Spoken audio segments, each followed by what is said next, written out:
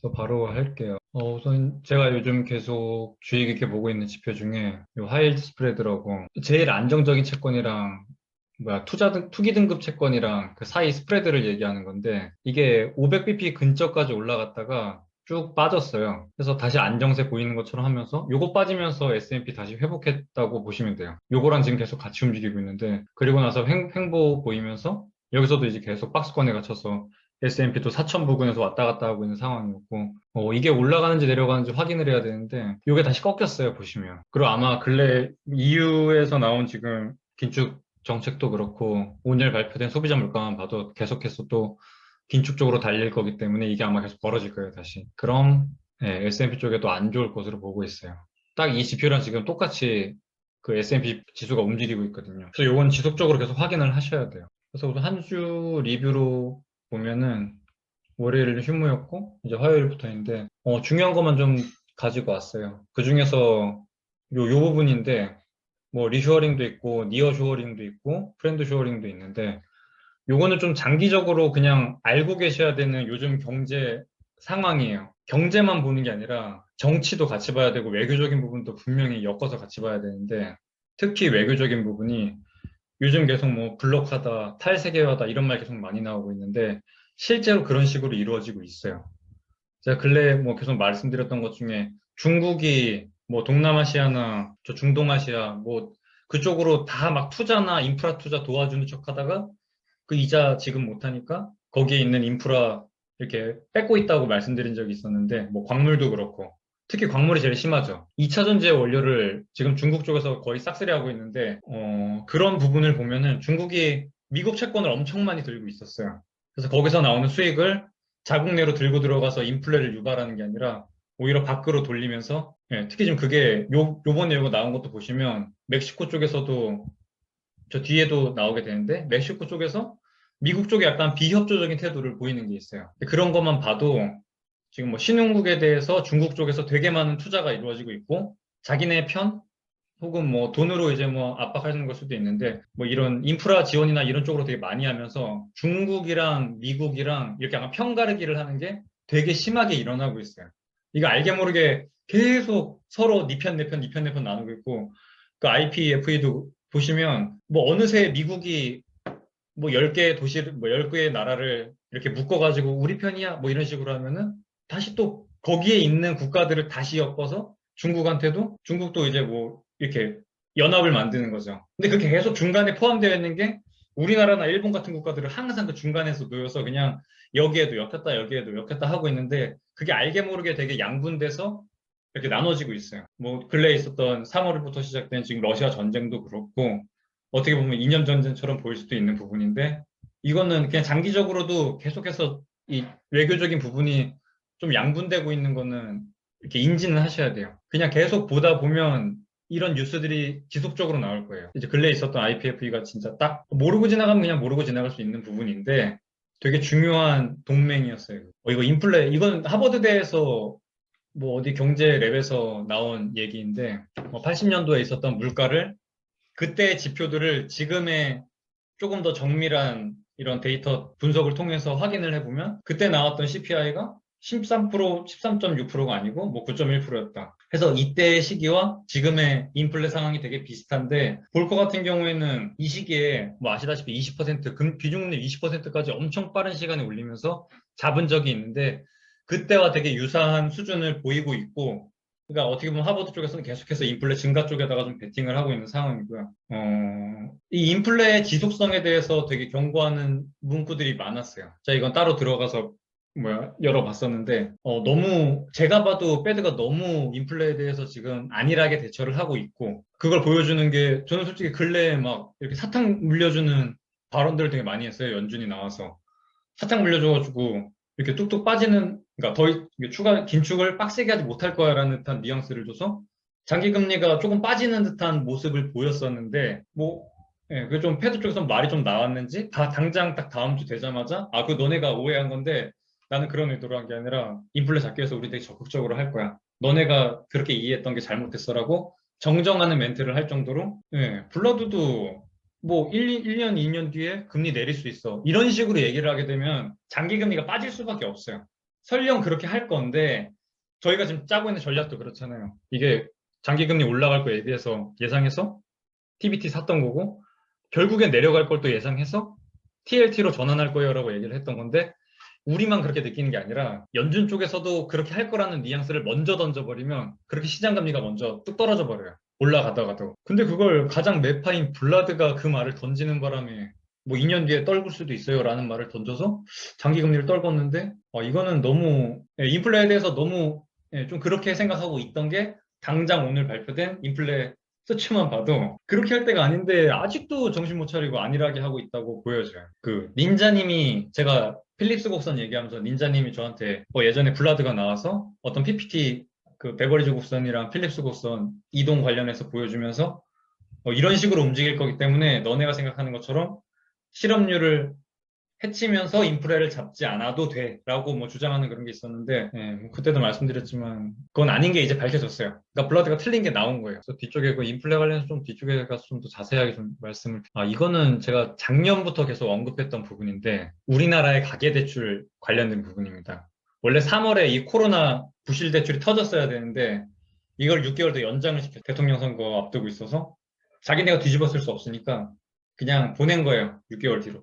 그래서 이게 9월에 만기가 되게 되는데 여기에 제일 중요한 거는 변동금리라는 거. 첫 번째 변동금리. 두 번째 다중채무자가 되게 많아요. 연초에 계속 나왔던 것 중에 하나가 이금융으로 넘어가서 대출 땡기는 사람이 되게 많다라는 기사가 계속해서 나오고 있었는데 1금융에서 넘어간 거예요. 아무래도 좀 더 그러니까 신용도가 낮은 사람들한테 1금융에서 대출을 안 해주니까 2금융으로 넘어간 거죠.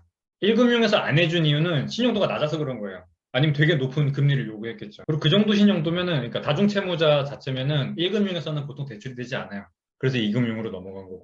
제가 제일 걱정하는 건 이 부분이에요. 변동금리 하나, 다중채무자 하나. 그래서 요즘 나오고 있는 회사채나 금융채를 보면 뭐 제2금융권 회사채가 엄청 많아요. 저번에 제가 주말에 NH투자증권 그 친구랑 제가 싸웠던 그 채권도 그게 경남은행에서 발행된 코코본드였어요. 영구채인데 5년 뒤에 사줄 거라는 어떤 암묵적인 약속이 달려있는 영구채예요. 영구채는 영원히 내가 1억 박아두고 그쪽에서 저한테 다시 그러니까 갚는다 그래야 되나? 다시 채권을 제가 샀던 거에 대해서 갚지 않는 이상 영원히 그냥 빌려주는 금액이에요.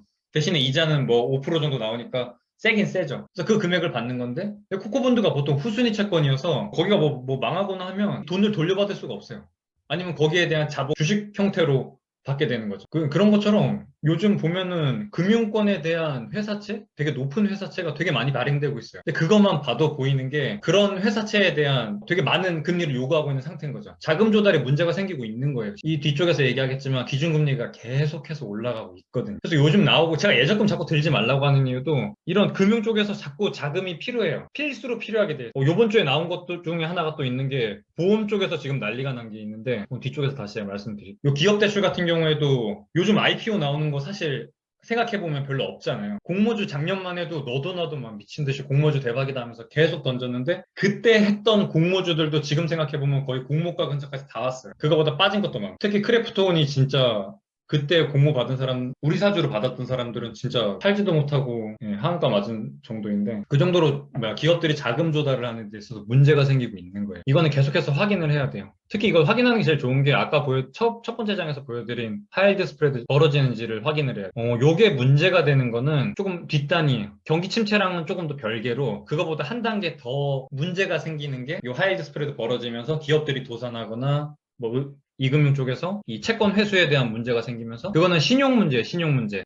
기업들이 이렇게 만들어낸 제품을 똑바로 못 팔면서 기업 실적이 부러지고 그런 문제가 아니라 이거는 신용 문제예요. 그래서 조금 더 뒷단에 이거는 그 재고 관련된 부분인데 타겟이 진작에도 2분기 실적 안 좋을 것 같아서 이때 한번 얘네가 하한가 한번 맞았습니다. 근데 그 뒤로 다시 지금 쌓여있는 재고가 너무 많다라는 얘기를 던지면서 근데 이때 떨어지진 않았어요, 주가. 그러니까 타겟만 떨어졌고 전체적인 지수 자체는 그냥 견조한 상태였어요. 제 기억에 오히려 상승했었어요. 1% 안쪽이었지만 상승하는 걸 보였고 여기서 시사하는 바는 소매재고가 엄청 늘었다는 걸 타겟도 있고 여기 보면 월마트도 재고 33% 증가됐다고 나오는데 그러니까 이게 이런 임의 소비재에 대해서 안 좋아지고 있는 거예요. 그러니까 소비 자체가 줄을 수밖에 없는 거예요. 필수 소비재는 우선적으로 먹는 거나 필수적으로 우리가 필요한 소비재에 대한 수요는 여전히 견고한데 인플레 때문에 그 부담은 증가했고 그것보다는 한 단계 조금 더 덜 필요한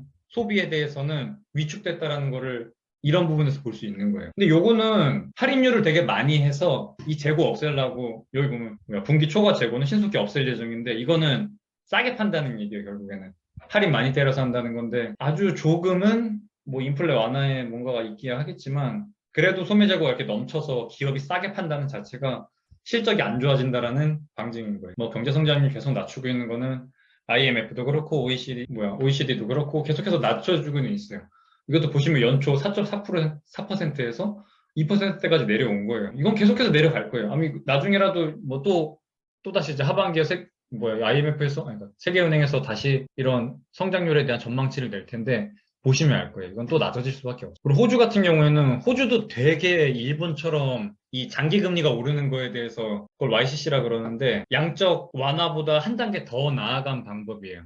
아예 장기 금리가 오르지 못하게 뭐 0.35%로 박아놓은 상태에서 이거보다 장기금리 올라가면 무조건 내가 다 채권 매입해서 다시 다 떨궈 놓을 거야. 그런 거예요. 그걸 호주가 하고 있었는데 포기한 거예요. 그것도 심지어 빅스텝으로 한 방에 50bp 올리면서 그냥 땡겨버린 거예요. 엄청난 양적 완화 중에서도 양적 완화보다 하나 더 나아갔던 YCC를 하고 있던 호주 중앙은행에서 너무 빠르게 긴축으로 돌아섰어요. 근데 이거는 진작부터 10년물 금리가 오르고 있었어요. 우리나라처럼 중앙은행이 시장 금리를 이렇게 질질 끌려다니는 거예요. 근데 이게 지금 호주만 그런 게 아니라 뭐 캐나다 은행, 지금 ECB도 이제 뭐 7월, 8월에 금리 인상한다고 했고, 영국 쪽은 뭐 계속 금리 인상하고 있고, 심지어 영국은 안 올린다, 동결은 아무도 없고, 25bp 올린다는 사람들이랑 50bp 올린자고 하는 사람들이 섞여 있는 상태예요. 그 정도로 이제 전 세계의 중앙은행들이 전부 다 긴축으로 돌아선 상태. 예, 여기도 보시면 이 금융채는 보통 5년짜리로 많이 발행이 돼요. 그래서 5년 만기 채권 금리가 계속해서 올라가고 있는 거예요. 이 금융 쪽에서 자금 조달을 하는 데 있어서 더 많은 금리를 쳐줘야 사람들이 이 회사채를 사가는 상태인 거예요. 요거는 조금 더 먼 미래인데 그래도 계속해서 확인은 해야 돼요. 특히 9월에 문제 생길 수 있어요. 이 부분은. 6, 7, 8에 어떻게 금리가 결정될지는 모르겠는데 딱 코로나 풀리는 그 시점에 이 금융사들이 얼마나 이 부실 채권에 대한 감당이 가능한지는 사실 미지수예요. 그럼 금융 쪽에서 이걸 왜 자꾸 자금 조달을 하고 있는지는 충당금이라고 봐요, 저는. 저희가 지금 저 하이힐드 스프레드 벌어지면서 신용 쪽에서 문제가 생길 거, 그리고 이제 코로나 대출 나갔던 거 만기 도래하면 그것도 또 이제 부실 대출로 문제가 생길 수 있는데 그 코로나 대출 같은 것도 원래 중간중간에 이자를 계속해서 받으면서 그 채무자들에 대한 신용도 상태를 트래킹을 했어야 되는데 1년 넘게 아무도 그걸 확인을 하고 있지 않아요. 그래서 그들의 채권이 부도율이 얼마나 되는지에 대한 확인을 아무도 할 수 없어요. 그래서 직접 9월에 가서 첫 번째 이자 상환에 대한 요구가 들어왔을 때 어떤 문제가 생길지 모르기 때문에 계속해서 자금 조달을 해서 충당금을 쌓는 자금으로 볼 수 있어요. 유가는 진짜 중요해요. 유가 이렇게 계속 100불 넘어서 고공행진하고 있으면 경기 침체 무조건 와요. 무조건. 이 120불을 계속해서 사수하는 상태가 유지되면 이건 무조건 해요. 무조건. 그 어느 누구도 유가가 높은 상태인데 경기 침체 안 온다. 지금도 솔직히 경기 침체 안 온다고 하는 사람들도 너무 이해가 안 되긴 하는데 그거에 있어서 솔직히 그들을 절대적으로 그냥 굴복시킬 수 있는 것 중에 하나는 이 높은 유가예요. 이때 뭐 전쟁 났을 때 한번 튀었다가 내려왔던 상태인데 계속해서 지금 또 올라가고 있죠. 뭐 수요 증가도 있고. 그때 제가 이제 분석했던 게 수요와 공급 측면에서 증가 감소를 봤던 건데 증가할 수 있는 거는 중국 봉쇄 해제했던 거. 원래 그 주초에는 중국 봉쇄 해제 때문에 수요 증가하면서 구리값도 계속해서 올라가는 걸 보여줬었는데 또 다른 증가 요인으로는 러시아 원유 공급 EU 쪽에서 이제 중단시키면서 그럼 EU 쪽에서 다른 곳에서 땡겨와야 되기 때문에 특히 WTI나 뭐 브렌트유 같은 경우에도 수요가 증가할 수 있죠. 그래서 요걸 이건 이제 둘 개 다는 진작에 반영이 된 상태였기 때문에 요건 좀 중요하게 안 보고 아무래도 수요 감소 쪽에서 저는 일단 경기가 안 좋아질 것으로 보고 있기 때문에 뭐 도매나 소매 쪽에서도 계속해서 재고가 증가하고 있는 게 보였고 근데 근래에 발표된 거 보면 그래도 좀 많이 해소를 해서 내려온 걸 볼 수 있어요. 근데 웃긴 게 이거 또 다시 나왔죠. 중국 제로 코로나 재봉쇄 다시 이제 또 전수조사한다면서 나왔는데 이것 때문에 WTI가 그러면 빠져야 되는데 안 빠져요. 뭐 근래 아시아 쪽에다 공급하는 사우디 원유에 대해서 프리미엄 또 때려가지고 3, 4%또 올라가게끔 또 만든 요인도 있었는데 기본적으로 경기 침체가 올 때는 항상 이 유가의 급등이 나온 다음에 나와요. 뭐 장단기 금리 역전 나온 다음에 경기 침체 왔다. 똑같이 두 번째 성립 조건이었던 이 유가의 급등도 여전히 보이고 있어요.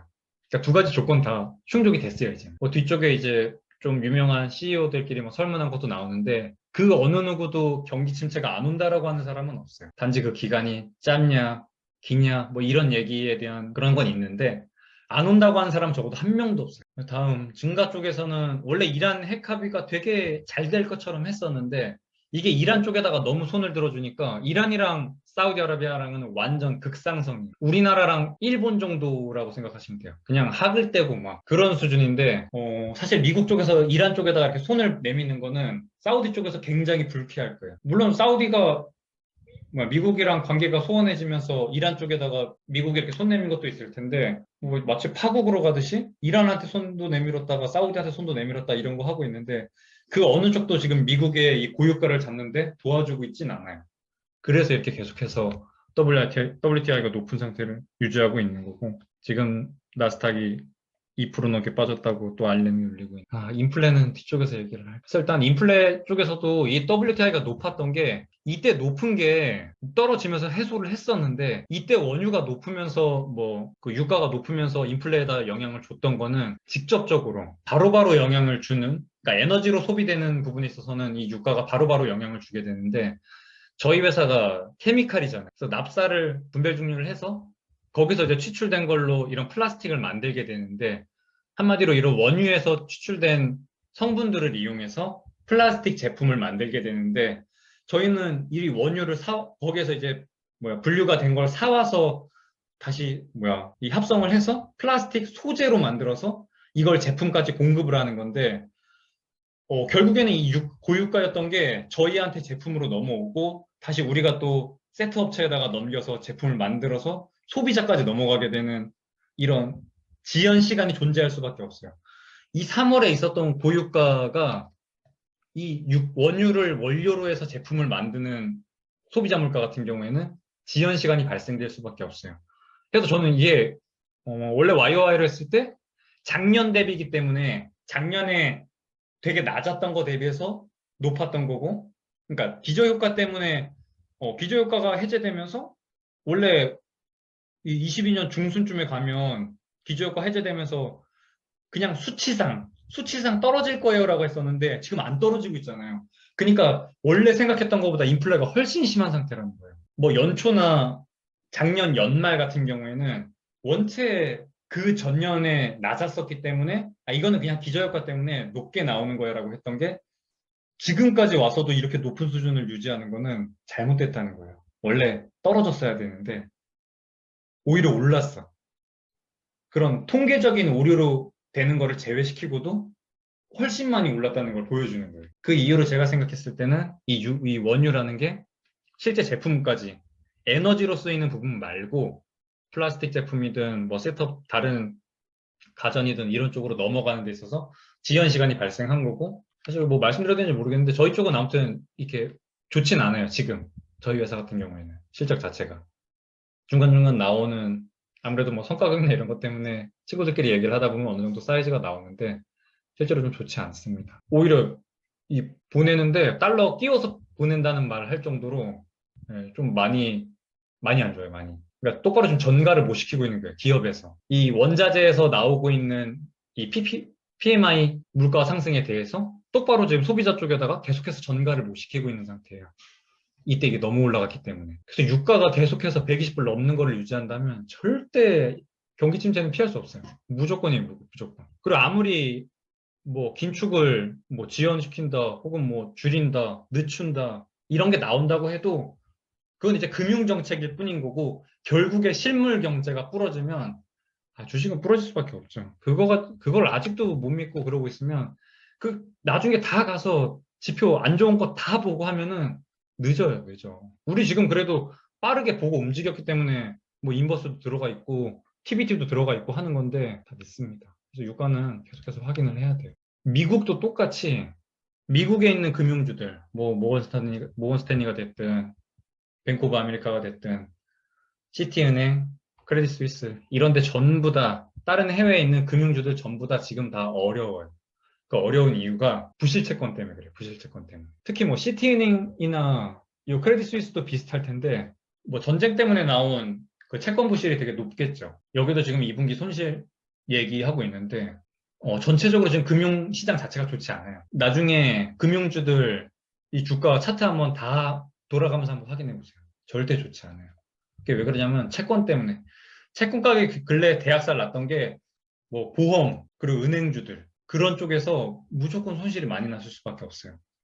그래서 그거에 대한 평가손 때문에 안 좋을 수밖에 없어요. 누구는 뭐 저한테 이거 금리 인상이니까 금융주도 좋아야 되는 거 아닌가요? 라고 많이 물어보고 있는데 그것만 생각할 게 아니라 그들이 보유하고 있던 재산에 대한 평가손도 생각을 해야 됩니다. 그래서 보험 쪽도 좋지 않아요. 단순히 이 금리가 올라가면 수익이 개선된다 이렇게 볼 게 아니라 현재 보유하고 있는 채권에 대한 부도율도 같이 봐야 됩니다.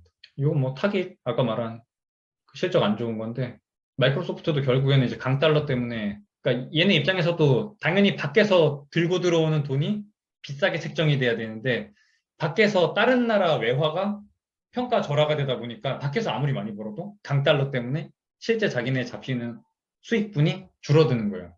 그래서 이런 빅테크 같은 경우에는 이런 IT 빅테크 같은 경우에는 오히려 강달러가 되게 환차손 때문에 안 좋게 작용해요. 그 주택시장은 제가 뭐 저번 거기서 언급을 했으니까 한번 그냥 읊어보는 정도로만 하고 갈게요.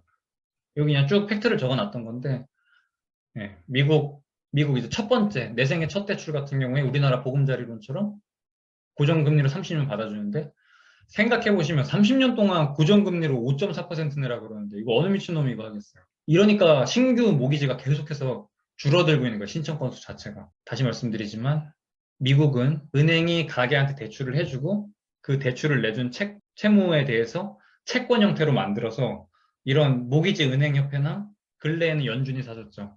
그 채권을 이런 쪽에다 다시 재판매를 해요. 중간에 뽀찌만 챙기고 그런 식으로 하게 돼 있는데 이 신청 건수가 계속해서 줄고 있는 거예요. 미국 목재 가격 나왔던 거는 뭐 저번 주에 나왔던 건데 그리고 오늘 나온 것만 봐도 알겠지만 제가 오늘 인플레가 높을 거라고 예상했던 이유는 주택 가격이 전혀 빠지지 않았습니다. 그리고 향후에는 어떻게 될 건가? 향후에도 크게 되게 빠르게 급락할 리는 없어요. 미국 주택시장 같은 경우에는. 왜? 고정금리여서. 기존의 주택을 가지고 있던 보유자들이 그렇게 이자 부담을 크게 느끼지 않아요. 2% 3%일 때 진작에 30년 고정금리로 받아놨기 때문에. 그리고 작년에 대환했어요.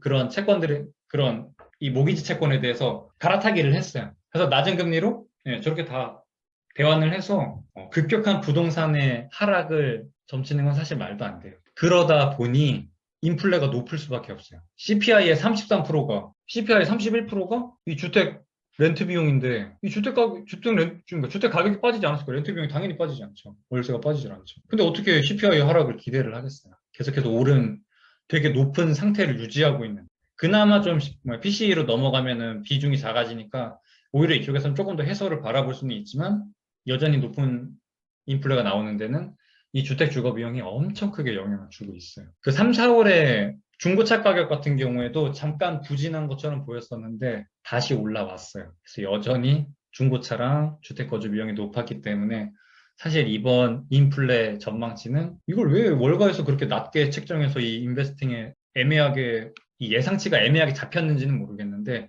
사실 높은 거라는 거는 너무 너도 나도 알 수 있는 부분이었는데 왜 전망치가 저렇게 잡혀서 오늘 이렇게 개박살 나는지는 모르겠어요. 필스너 우르겔님이 올려주셨는데 10년물 국채금리가 3.1% 됐네요. 나스닥은 2.4% 빠지고 있습니다. 이게 제일 중요해요.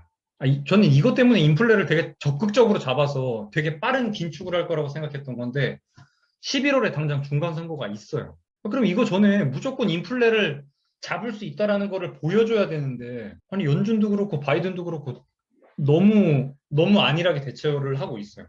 이제 6월 물가 그러니까 5월 물가가 6월에 지금 나온 게 저 모양으로 나왔는데 6, 7, 8 몇 번 없어요. 이제 이렇게 나왔기 때문에 7, 8은 무조건 50bp씩 올리는 거는 이제는 혹시라도 75bp 얘기가 나올 수도 있어요. 왜냐하면 11월에 중간선거가 있기 때문에 그 금리 인상한 효과가 한 1분기, 2분기 정도 지연을 두고 나타나요. 그래서 앞으로 엄청 땡길 거라고 봐요, 저는. 오늘 나온 게 진짜 중요했어요. 오늘 나온 게 이렇게 올랐다면 그들의 안일함을 다시 한번 책짓질하는 상황이 오지 않았나. 그리고 그들도 달려가는 데 있어서 오늘의 CPI가 높게 나온 게 명분이 될 수 있기 때문에 더 빠른 긴축을 갈 거예요. 그리고 이런 미국 정치와 관련된 부분들은 그냥 상식적으로 조금 알아두는 게 편해요. 편한 게 아니라 이게 연말에 가면 분명히 또 뭐 디폴트가 나오니 뭐 부채 한도 상향 그 얘기가 또 나오니 하면서 이거는 매년 그냥 한 번씩 지나가면서 겪는 거예요. 이거는 나중에라도 제가 이건 나중에 한번 정리를 해드릴게요. 미국 의회 상황 뭐 이 아래 적힌 필리버스터로 막는 거 지금 50대 50인데 여기서 조 맨친이 계속 거부해가지고 원래 바이든이 가장 자기 이 대통령 업적에 가장 중요하다고 하는 BBB 법안도 이 민주당에 있는 조 맨친이 막았죠. 근데 사실 이게 50대 50이어서 캐스팅 보트를 부통령이 쥐고 있어도 필리버스터로 막을 수 있어요. 50대 50에 캐스팅 보트 쥐고 있다고 무조건 넘어가는 게 아니라 그러니까 설령 조 맨친이 했어도 필리버스터로 공화당이 막을 수 있는 상태였어요. 그리고 지금 바이든 저지율이 39.7% 최저치입니다.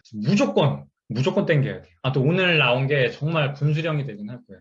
제가 큰 모멘텀이 나와야 뭔가 주가가 방향성을 결정하고 움직일 거라 그랬는데 오늘 얼마나 여기서 더 빠질지는 모르겠지만 다음 주도 사실상 빡세게 빠질 수밖에 없고 오늘 지표가 이렇게 나왔기 때문에 FOMC에서 나올 말들은 훨씬 더 긴축으로 갈 거예요. 그 중에 일부 위원들이 75bp에 대한 얘기를 했을 수도 있어요. 그거는 또다시 6월 FOMC뿐만 아니라 6월 FOMC에 대한 회의록이 발표되는 날도 하락 모멘텀이 나올 수 있습니다. 그걸 기억을 해야 돼요.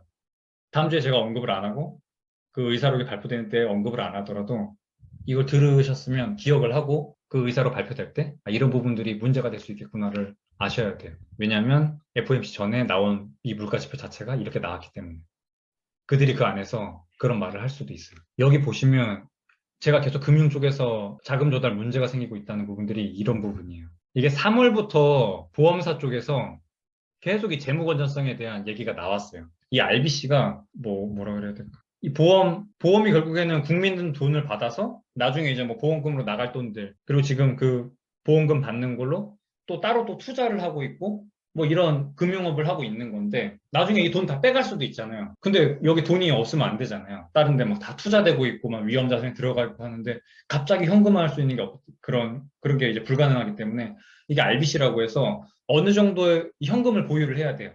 지준율처럼. 그것도 이제 보험사에도 그런 은행의 지준율처럼 이런 리스크를 대비해서 보유해야 되는 유동 현금을 가지고 있어야 되는데 그 부분들이 채권 나중에 제가 뭐 TLT 보여드릴 텐데 진짜 대학살이야. 채권이라는 안정적인 자산을 보유하고 있는데 대학살이 난 거는 되게 의미가 커요. 그게 특히 보험사 쪽에서 되게 많이 나오고 있어요. 이게 150%가 금융위에서 하고 있는 권장 퍼센트인데 이걸 충족 못 시키는 보험사가 엄청 많이 나왔어요. 80% 이상 나왔다고 했어요. 그래서 이 잉여금에 대해서 뭐 자본, 이거 말장난이에요, 결국에는 그냥. 이 잉여금에 대해서 40%도 자본으로 인정해서 그냥 잠깐 뭔가 재무 건전성을 올린 상태인 건데, 여기가 지금 빠진 이유는 보험사 같은 경우에는 특히 장기 채권을 많이 보유하게 되는데 그런 채권에 대한 손실이 나면서 여기도 지금 금융 쪽에 자산 쪽에 문제가 생긴 거예요.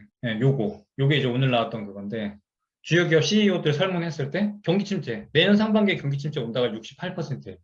안 온다는 사람은 없어요. 뭐 내년 하반기 뭐 이런 얘기는 있는데 안 온다는 사람은 0%. 그리고 무엇보다 가장 큰 리스크는 인플레이션. 인플레이션을 너무 이렇게 뭐라 해야 되지? 잡아야 되는 적이 멀리 있는 뭐 나쁜 상황이 아니라 계속 서민 경제에 데미지를 주고 있는 그러니까 돌아다니면서 계속 불똥 튀기면서 다니고 있는 잡아야 되는 거예요. 단순히 멀리서 우리를 괴롭히는 되게 직접적인 데미지를 안 주는 뭐 이렇게 간접적인 그런 게 아니라 서민 경제에 아주 직접적으로 타격을 주고 있는 인플레예요, 인플레.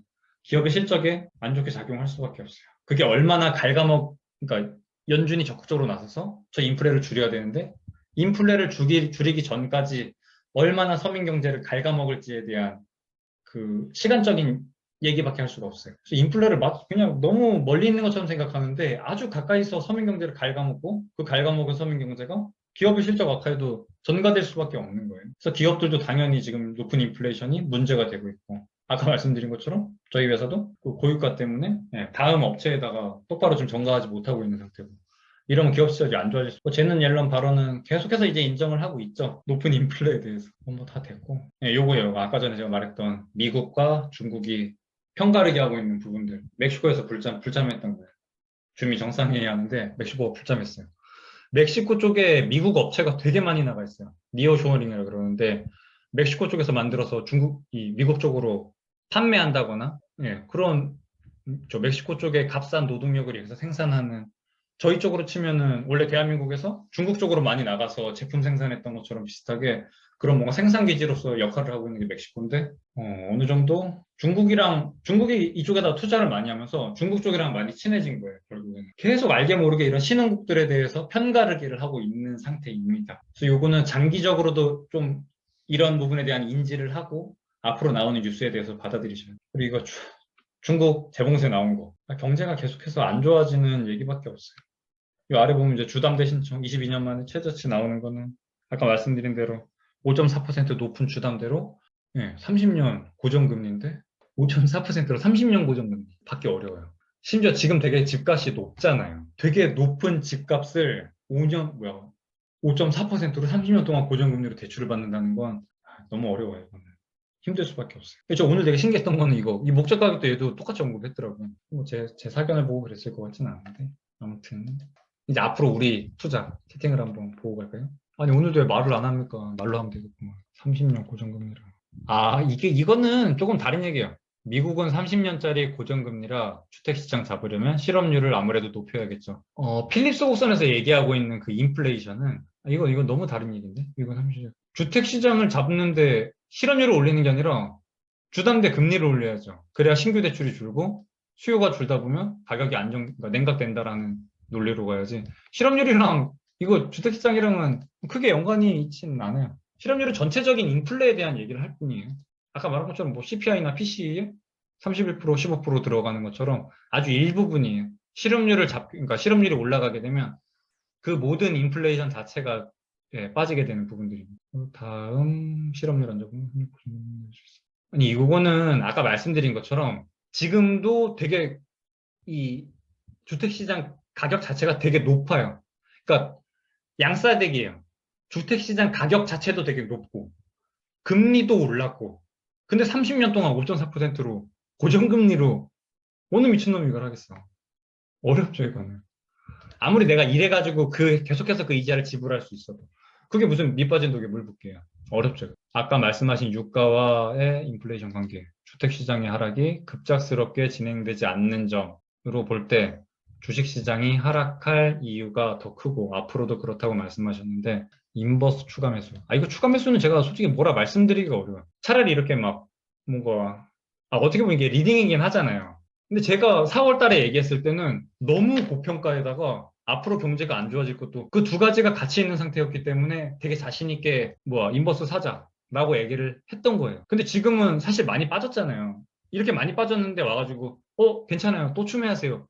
이렇게 얘기하기는 솔직히 저한테 득대가 크다는데 어렵죠 이거는. 그냥 저처럼 그냥 팔지 말고 들고 있으라 했잖아요. 그래서 안전마진이 있어서 안전마진 있으면 그동안에 큰 돈이 따로 생기신 건가? 그냥 월급에서 계속 세이빙 되는 정도였으면 한 150씩 몇 달 축축해도 얼마 안 됐을 것 같은데. 이게 제가 드리고 싶은 말씀은 만약에 제가 여기서 샀다고 치면 이렇게 가다가 되게 크게 떨어질 때도 있고 오를 때도 있고 떨어질 때도 있고 오를 때도 있고 떨어질 때도 오를 때도 있는데 누군가는 이 되게 잔잔한 파동에 대해서 이걸 다 발라먹으려 하는 사람도 있을 수 있고 누군가는 크게 보면 이렇게 크게 큰 파형이 보이는데 이걸 어느 정도 트래킹하면서 발라먹는 사람도 있을 수 있고 그러니까 그 사람 이제 주기가 한 두 달, 세 달치로 이렇게 한 번씩 매도 매수 하면서 이걸 따라갈 수도 있고 저 같은 경우에는 이 방향성 자체가 어느 정도 보이기 때문에 그냥 요 아래에서부터 쭉 그냥 올라가는 걸로 그냥 스테이 그냥 보유하고 내비두는 거예요. 내비두는 거. 이 모든 걸 발라먹을 자신이 없기 때문에 10년 뒤 가면은 무조건 오른다는 거 저도 알아요. 제가 모르는 게 아니에요. 주식 오르는 거 알아요. 저도. 10년 뒤에 오를 거 알고 있는데 제가 발라먹을 수 있는 이 프리퀀시 본인한테 맞는 프리퀀시를 찾아야 돼요. 근데 저는 지금 한 1, 2년 정도는 안 좋을 거라고 생각했기 때문에 1, 2년 정도는 하방 쪽에다 베팅을 하는 거고 그 뒤는 상방에다 넣어놓고서 저도 10년 들고 있을 거예요. 그걸 안 그러니까 제가 이 올라가는 거에 대해서 부정적으로 보는 게 아니라 10년 뒤엔 당연히 올라 있어요. 그걸 뭐라 그러는 게 아니라 제가 봤을 때는 지금 제 프리퀀시에서는 1, 2년 정도는 안 좋을 수밖에 없다는 거예요. 그러니까 본인한테 맞는 프리퀀시를 찾는 게 중요해요. 내가 어느 정도의 진동수까지 잘 발라먹을 수 있는지. 근데 저는 제 수준으로 봤을 때 제 능력이면 그냥 이렇게 냅두는 거예요. 한 방향성에 대해서. 사실 근래에도 어느 정도 회복을 했잖아요. 나스닥도 보면. S&P도 3,800까지 갔다가 결국엔 4,150? 350을 그냥 땡겼는데. 근데 이 모든 프리퀀시를 제가 따라갈 수 없어요. 제가 제 능력을 알기 때문에 그냥 인버스 때려 박아놓고 이 큰 하락장에 대해서만 발라먹을 거고, 일단 10년물을 한번 여기 보시면 2년물 같은 경우에는 이 연준의 기준금리 정책에 되게 민감하게 움직이는, 해서 앞으로 2년 안에 2.8% 정도 간다고 보고 있는 거예요. 10년물은 앞으로 장기적으로, 지금은 긴축을 해야 되니까 쭉 땡겼지만 결국에는 빠지겠죠. 그래서 10년물도 장기적으로 봤을 때는 이 연준이 3월, 6월, 이번에 점도표 발표되겠네요.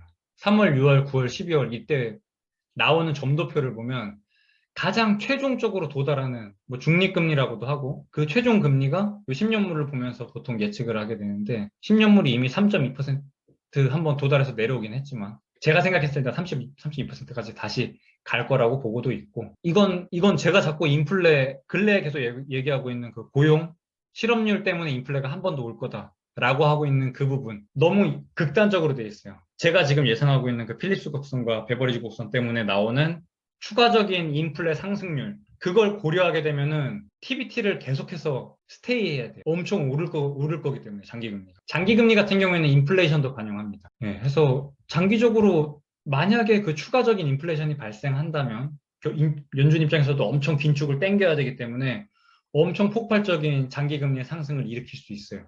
그래서 TBT를 스테이해야 되는 거 한 경우의 수 하나, 제가 생각했던 것보다 우리 이거 TBT랑 TLT 발라먹을 거라고 예상하면서 제가 그 레포트 썼던 게, 이때는 경기 침체가 이렇게 빨리 올 거, 그러니까 경기 침체에 대해서 이렇게 모든 사람들이 떠들 거라고 생각 못 했어요. 아주 적은 사람들만 경기 침체에 대한 우려를 했었고, 이게 너무 빨리 왔어요. 이 경기, 아까도 저 CEO 설문 보시면 아시겠지만, 갑자기 너도 나도 경기 침체 다 떠들고 있어. 그러다 보니까 장기금리 여기 한번 부러졌죠, 이거. 이때가 이제 마지막 매수 기회다라고 했던 그 부분인 건데, 2.8 때도 사실 사도 돼요. 근데 아까 제가 말씀드린 것처럼 추매해도 되나 이런 말이 나오면 드릴 말씀이었어, 제가. 2.7이면은 되게 막 더 빠질 것처럼 느껴지지만 사라 그랬잖아요, 그때. 제가 이거 2.7 갔을 때 사라 그랬잖아. 엄청 적극적으로 사라 그랬잖아. 근데 이거 여기서부터 3.2부터 2.7까지 빠졌는데 무려 50bp가 한 방에 빠졌는데, 장기금리가 쉽게 손이 안 나가 이러면. 근데 이때 산 사람들이 지금 한 10몇 프로 먹었겠죠. 제가 몇 프로인데. 제가 중간에 애매하게 걸쳐서 산 게 몇 프로 지금 먹고 있는데. 그러니까 정찰병으로 보냈던 거. 이거 이때 사야죠. 이런 때 안 사면 못 사요. 저는 이걸 또 막 환전하고 막 그렇게 사야 돼서 이미 뭐야 인버스에 박혀 있는 놈들도 있고, 현금을 또 많이 보여야겠어, 제가. 그러니까 현금화 상태도 어느 정도 있기 때문에 다음에라도 이런 게 있으면 사면 돼요. 제가 원래 이 레포트 쓰면서 얘기할 때도 혹시라도 나중에 우크라이나 전쟁 때문에 다시 한번 장기금리가 빠지는 날이 오면 사야 됩니다라고 이때도 얘기했었어요. 몇 달 전에도. 근데 다행히 경기 침체 우려 오면서 한번 2.7%까지 찍고 왔잖아요. 이때 한번 춤에 시간을 줬던 거예요, 사실. 아니, 이거 앞으로 올라갈 거라고 어느 누가 솔직히 의심을 해. 연준이 올린다는데. 누가 의심해? 그냥 이건 조금 그러니까 리스크 대비 확실히 먹을 확률이 높았던 이 TBT는. 향후 계획은 이건 조금 제가 생각을 해볼게요. 원래 TBT로 발라먹고 쭉 저 장기 채권이 빠지면 그때 이제 다시 스위칭해서 와 경기 침체다 하면서 이 장기금리 쫙 빠지는 걸 발라먹으려고 그랬는데, 일단 이건 좀 고민을 해볼게요. 제가 생각보다 너무 빨리 왔어요, 경기 침체로. 근데 마침 오늘 인플레이션까지 되게 높게 나오는 바람에 이러면 6월 FOMC를 봐야 돼요. 6월 FOMC 끝나고 얘네가 뭐라고 할지. 그리고 6월 50bp 7월 50bp는 줄일 수 없어요. 아직 75bp예요. 연준의 긴축은 절대 줄일 수 없어요. 오늘 높게 나오면서 더 올릴 확률은 올라갔겠지만 줄일 수 없는 거는 너무나 확실해요. 다음에 혹시라도 이런 게 오면 그냥 무조건 박으세요, 이건. 근데 이런 걸 눈앞에서 몇 번 놓치고 해야 이 떨어질 때 살 용기가 생겨요. 다음, 유럽 채권 시장. 유럽, 독일의 분투체가 전 세계 미국 채권을 되게 안정적이라고 생각하는 것처럼 유럽 채권 시장에서는 독일 채권이 되게 안정적인 채권에 속합니다. 그래서 이 독일 채권과 이탈리아 채권. 이탈리아 같은 경우에는 굉장히 부채가 많아요. 유럽에서 제일 부채 많은 나라예요. 그리스 예전에 파산 한번 한 것처럼 다음 유럽에서 뭔가 뽀개지는 국가 1순위로 꼽으라면 무조건 이탈리아입니다. 특히 이탈리아 같은 경우에는 대부분의 관광에서 수입을 얻기 때문에 근래에 있었던 코로나로 인한 서비스업에 대한 이런 침체? 제일 적극적으로 망한 나라예요. 그래도 다행히 이제 리오프닝 많이 하면서 이제 뭐 관광도 많이 늘고 했다고 하는데 이제 그 조금 하려고 하니까 예, 기준금리 땡기는 상황이 온 거죠. 독일 채권 같은 경우에 보시면 계속해서 마이너스 금리. 근데 사람들이 이 마이너스 금리인데 왜 사냐? 계속해서 ECB가 사줬어요. ECB는 양적 완화를 되게 진작부터 하고 있었어요. 이 경제가 너무 안 좋아가지고. 계속해서 채권 매입 프로그램이 돌아가고 있어요. 그래서 그거를 7월에 종료하고 7월에 기준금리 인상을 가능하다라고 한 게 어제 오늘 발표된 거, 오늘 신문에 나온 거, 어제 발표됐죠. 그게 이제 그 얘기를 한 거고요. 그거에 따라서 계속해서 이제 요 급등세 나온 요 두 개의 스프레드가 안정적인 채권과 투자 등급 채권의 그게 이제 하이힐드 스프레드라고 보면 돼요. 이 유럽 채권 시장에서의 하이힐드 스프레드는 요 두 가지의 갭을 가지고 확인을 합니다. 근데 오늘 이게 다시 생각해보니까 2년물이랑 10년물의 이 갭이 많이 좁혀진 것 같은데 이제 또 20bp도 안 나죠. 왜냐면 2년물이 경기 침체 우려 때문에 10년물이 올라가다가 한번 여기 꺾였잖아요. 10년물이 한번 꺾이고 경기 침체 우려 왔어. 그래서 장기물이 내려왔고 오늘 인플레 해보니까 더 올라왔어. 그러니까 이제 기준금리 더 빡세게 올리겠죠. 긴축 더 강하게 할 테니까 2년물은 올랐을 거예요. 제가 지금 2년물이랑 10년물 자 보고 올게요 그냥. 잠시만요. 제가 이거 스크린샷 찍어서 여기 올려서 보이시죠? 2년물이 오늘 12bp 오른 거예요. 12bp. 10년물이 오르는 거 대비해서 10년물도 많이 올랐네요. 3.1까지 갔네. 10년물이 많이 올랐는데 10년물보다도 2년물이 너무 빠른 속도로 올라오는 거예요. 이러면 이게 갭이 좁아질 수밖에 없어요. 이러면 또 이제 장단기 금리 차 좁혀진다 뭐 이런 얘기 나오는데 생각보다 진짜 많이 올라요. 되게 빡세게 올라오네요. 오늘 인플레 저 높게 나와서 이렇게 된 건데 인플레 얘기는 저 아래쪽에서 다시 말씀을 드릴게요. 그래서 보시면 1년물, 2년물, 3년물 이게 오늘 이렇게 단기금리가 많이 오르면 월요일에 우리나라 3년물 금리도 폭등할 수밖에 없어요.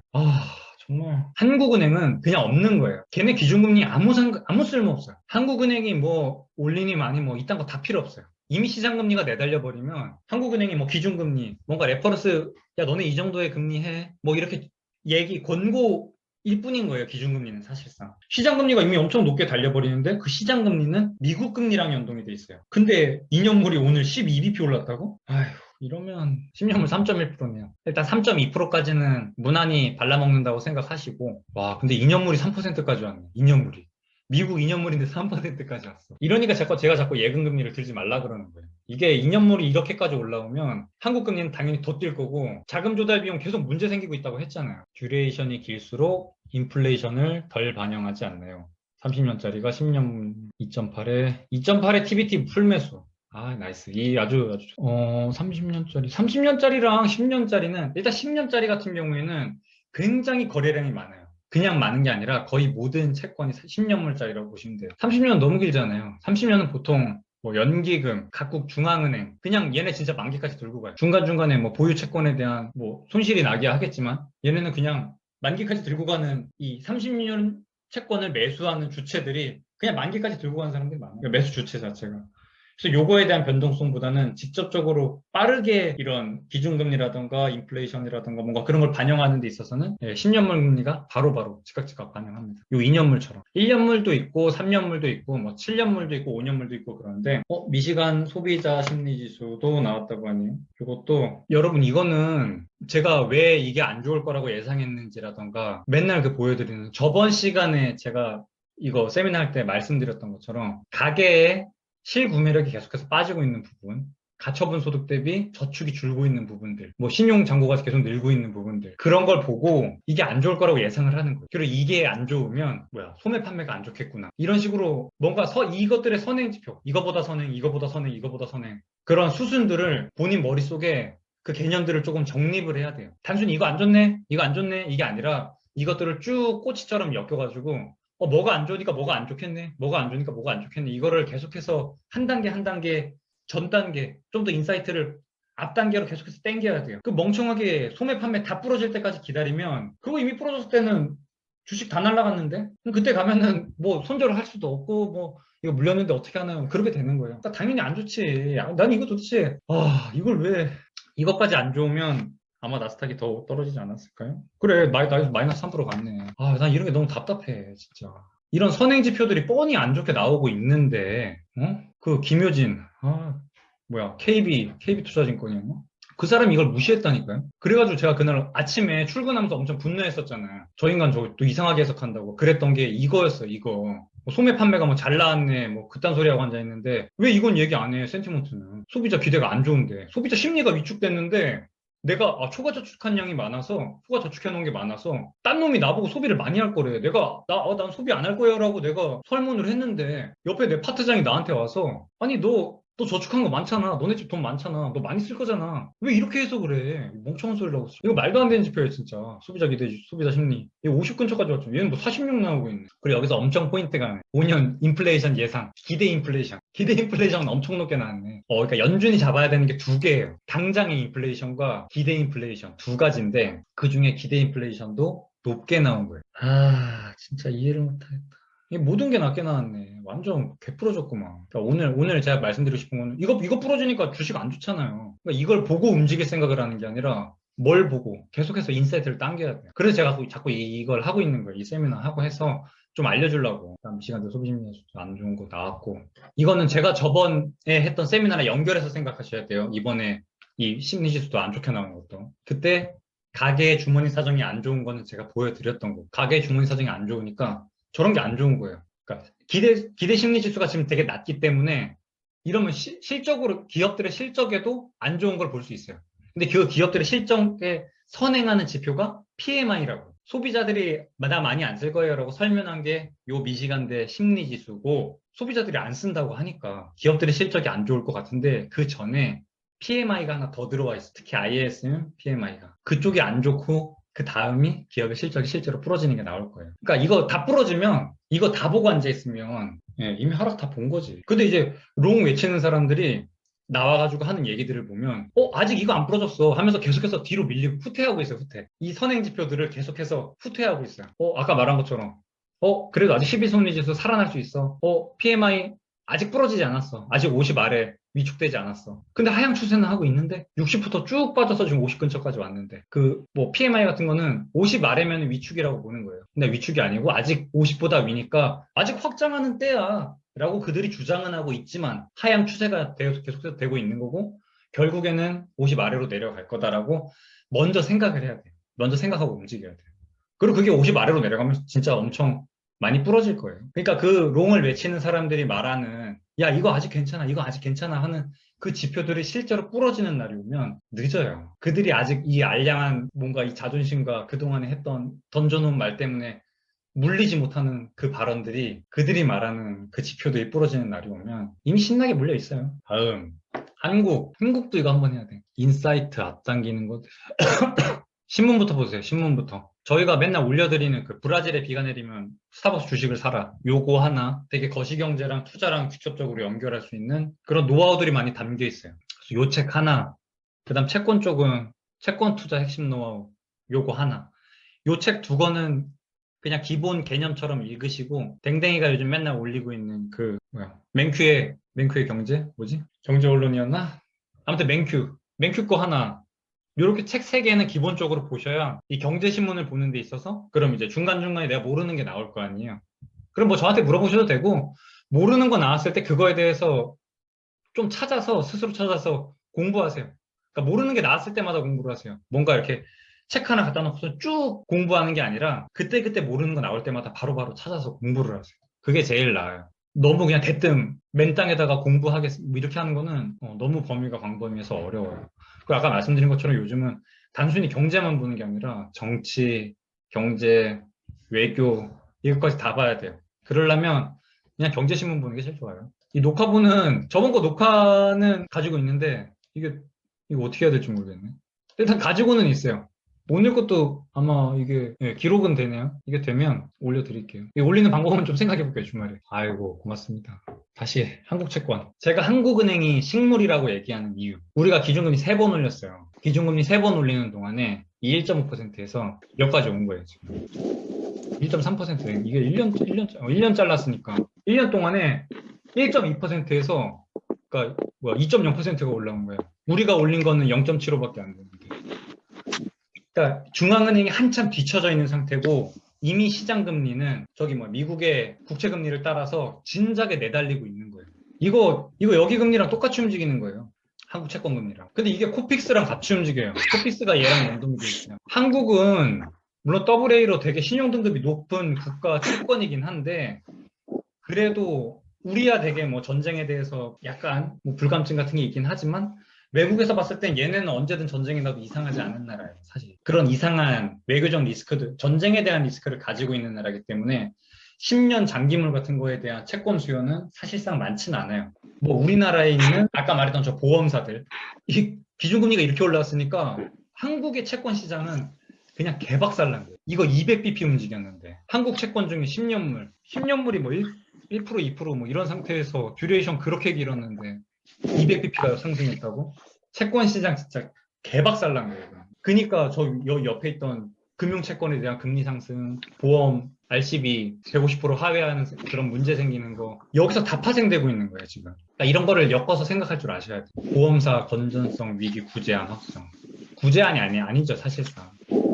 그냥 잠깐 잉여금을 자본금으로 인정해주겠다고 해서 재무 건전성을 잠깐 좋은 것처럼 왜곡시킨 것 뿐이에요. 사실상 얘네 채권 평가 손실은 엄청난 거예요.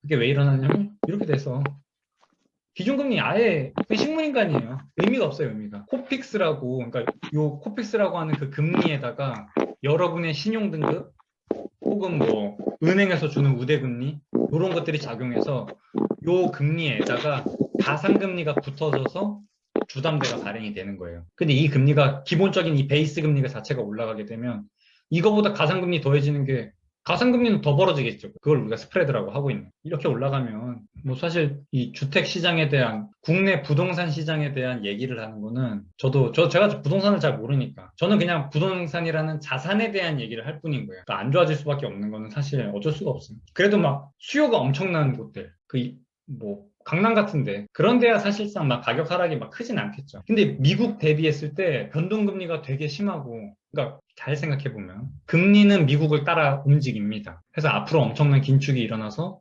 금리가 엄청 빠르게 올라갈 텐데 한국의 기준금리는 중요하지 않아요. 시장금리가 이미 내달리고 있고 시장금리가 미국을 따라서 올라가고 있는데 미국은 고정금리로 받았기 때문에 기존에 보유하고 있던 사람들이 타격이 크지 않은데 그러니까 신규 진입에 대한 벽이 엄청 높아졌을 뿐인 거죠. 한국 주택시장 같은 경우에는 이렇게 기준금리가 올라가면 기존에 보유하고 있던 분들의 이자 부담도 아주 많이 올라가게 돼요. 그럼 특히나 한국 시장 같은 경우에는 전세라는 게 있어. 전 세계에서 유일하게 전세라는 게 있어서 그 엄청난 레버리지를 감당할 수 있을지 저는 모르겠습니다. 그래서 그냥 뭐 부동산이 하락할까요? 이거는 제가 말하는 거는 그냥 부동산 시장에 대한 전반적인 얘기일 뿐이에요. 뭐 강남이 오를 거예요. 막 그런 얘기를 하고 있는 게 아니에요. 저는 뭐 지역이나 이런 거 하나도 모릅니다. 마지막으로 인플레.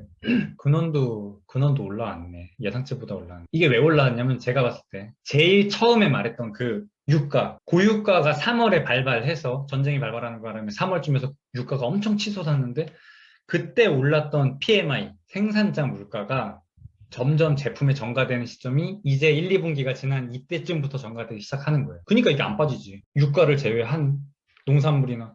근데 그때도 말씀드렸지만 여기서 지금 뺀다고 근원 물가랍시고 빼고 있는 이 차지하고 있는 그러니까 근원은 소비자 물가 대비해서 변동성이 큰 농작물과 유가를 배제한 건데 변동성이 크기 때문에 배제한 거예요. 근데 이 두 가지가 가지고 있는 특이점 중에 또 하나의 공통점이 필수 소비재예요. 유가 안 쓰고 살 수 없잖아요. 일하러 가려면 휘발유 넣고 가야 되는 필수 농작물도 먹는 거 필수 이 두 가지가 오르는 게 일시적 그러니까 변동성이 크다고 해서 뺄 게 아니라 이 두 가지는 필수 소비재이기 때문에 계속해서 서민 경제를 갉아먹을 수밖에 없어요. 그러니까 그게 되게 웃긴 거예요. 그들도 모르잖아. 절대 연준이 전 모를 거라고 생각하잖아. 근원을 자꾸 볼 필요가 없어요. 무조건 소비자 물가가 중요해요. 왜냐하면 그게 일시적이지 않기 때문에. 지금 제가 말씀드린 그 변동성이 큰 두 항목이 변동성이 크기도 하지만 필수 소비자라는 성격도 같이 띠고 있기 때문에 무조건 소비자 물가가 중요한 거예요. 근원 소비자 물가가 중요한 게 아니에요. 우리가 막 높은 인플레가 아닌 상황에서 전쟁이 잠깐 발발해서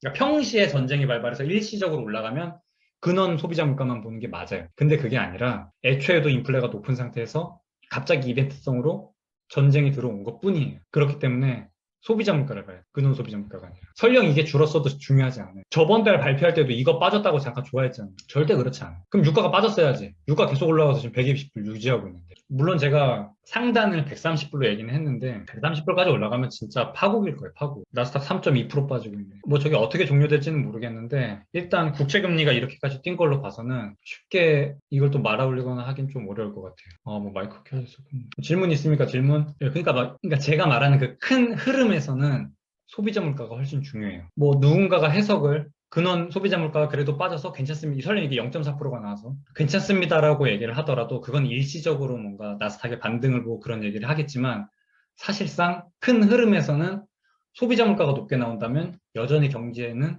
안 좋은 방향입니다. 한국이 빅스텝을 할지는 모르겠어요. 근데 사실상 하든 안 하든 중요하지가 않아요. 왜냐면 6월에 일단 금통위가 없어. 6월에 금통위가 없는데 미국 채권 금리가 급등하면서 이 한국 채권 3년물이 급등할 거거든요. 근데 6월에 금통위가 없어. 근데 제가 생각했을 때 이러면 긴급회의 소집할 수도 있을 것 같아. 금리 인상하려고. 근데 이 와중에 또 막 64조짜리 부양책이랑 막 이런 거 하면서 적자국채 발행은 또 하고 있어요. 근데 그런 적자국채 발행을 하면은 이게 또 올라요. 그리고 여러분 모르실 수도 있는데 어제 장 막판에 한국 채권 3년물 금리 개떡락한 다음에 마감했었어요. 보신 분이 있나? 그러면서 환율도 갑자기 안정세를 찾았거든요. 그게 왜 그런 게 나오냐면 그런 거는 직접적으로 한국은행이 개입을 한 거예요. 뭐 채권을 매수했다든가 채권 매수해서 가격 다시 땡기면서 환율 맞춘 거. 그러니까 그렇게 찔끔찔끔씩 해서는 환율 같은 건 움직이지 않아요. 한 방에 확 터뜨려야 밀어버릴 수 있어. 우리도 막 주식 같은 거 뭐 세력들이 밀어 올리거나 말아 올리거나 그러니까 아래로 하방으로 보낼 때 보면은 한 방에 물량 크게 던져서 확 떨고요. 조금씩 파는 거는 오히려 내가 변동성 안 주면서 내가 이 가격에서 많이 팔려고 할 때 조금씩 파는 거고 내가 변동성을 주고 싶을 때는 한 방에 확 질러버려요. 근데 그 개입이 어제 장 막판에 있었어요. 제가 어제 이 딴짓 하느라고 3년물 금리 언급을 안 했는데 어제 장 막판에 3년물 금리 확 떨궜어요. 한 0.1% 정도를 한 방에 확 밀어버리더라고요. 근데 그걸 오늘 싸그리 말아 올렸다. 어젯밤에 ECB 통화정책 때문에. 포워드 가이던스로 2부로 올릴 수 있지 않나요? 한국이 포워드 가이던스 던져서 뭐를 올리지? 그러니까 이 중앙은행의 말빨 자체가 중요하지가 않아요, 지금. 이미 한국 채권 시장은 미국 채권 시장 따라서 잘 올라가고 있어요. 설령 기준금리 많이 올립니다 한다고 하든 뭐 떨어집니다 하든 전혀 관계 없습니다. 이창용이 나와서 무슨 말을 해도 이건 변화가 없어요. 유가의 안정은 여러 요인이 있겠지만 시간이 필요하겠죠. 유가는 바이든이 진짜 셰일 오일 그동안에 막 친환경 정책 막 자기가 막 되게 뭔가 막 착한 척 했던 거 착한 척이라고 하긴 좀 그렇고 막 그런 거 했던 거 다 포기하면서 오히려 막 석유 시추 막 다 하자고 막 이 정도 하지 않는 이상 이거 쉽게 떨어질 각이 보이진 않아요. 특히 이란 꼬시면서 사우디랑 사이가 나빠지는 바람에 사우디가 아주 비협조적으로 굴기 때문에 낮아질 기미가 보이죠. 그나마 막 있던 게 베네수엘라 오일이 그렇게 질이 나쁜 오일이 아니래요. 생각보다 되게 상급의 오일이긴 한데 워낙 시추 시설에 대한 투자가 없었기 때문에 그걸 한 방에 그렇게 막 증산해가지고 미국 쪽으로 땡길 수 있다고 하진 않네요. 그래서 유가 관련된 거는 좀 어려워 보입니다. 당분간은 높은 수준을 유지할 수밖에 없을 것 같아요. 전적으로 저는 사우디의 뭔가 의사결정에 달려있다고 봐요. 사우디 요즘 완전 초대박이에요, 거기는. GDP 완전 난리 났어요. 그냥 앉은 자리에서 돈 긁어모으고 있어요. 근데 너무 이렇게 긁어모으면 경기 침체가 와서 그들도 팔아먹지를 못하거든요. 그래서 제가 130불을 그걸로 제시를 하는 이유는 너무 높은 게 오면 140불이 전고점인데 한 2, 3년 동안의 전고점인데 거기까지 올라가면 사우디도 결국에는 항복하고 그러니까 사우디 입장에서도 경기 침체가 오는 게 절대 좋은 게 아니에요. 경기 침체가 와서 원유에 대한 수요가 줄면 가격이 급속도로 빠져. 그거보다는 오히려 적절한 가격을 유지하면서 많이 팔아먹는 게 사우디 입장에서도 훨씬 좋을 거기 때문에 제가 생각했을 때는 상단 130불 잡고 130불, 140불 가면 그거는 아마 곧버스 정도는 찍을 수 있을 것 같아요. 140불 가면 곧버스 찍을 수 있고 130불에서도 얼마든지 인버스 홀딩 괜찮다고 봐요. 또 궁금한 거 있습니까? 오늘 1시간 반 했네. 아무튼 이 변동성이 아주 큰 장인데 오늘 한 마이너스 3% S&P도 3,900 정도거든요. 그럼 다시 전저점이 3,800 정도였으니까 여기에 다음 주에는 FOMC 여파까지 더해지면 올 초 다시 3,800 와서 움직일 것 같습니다.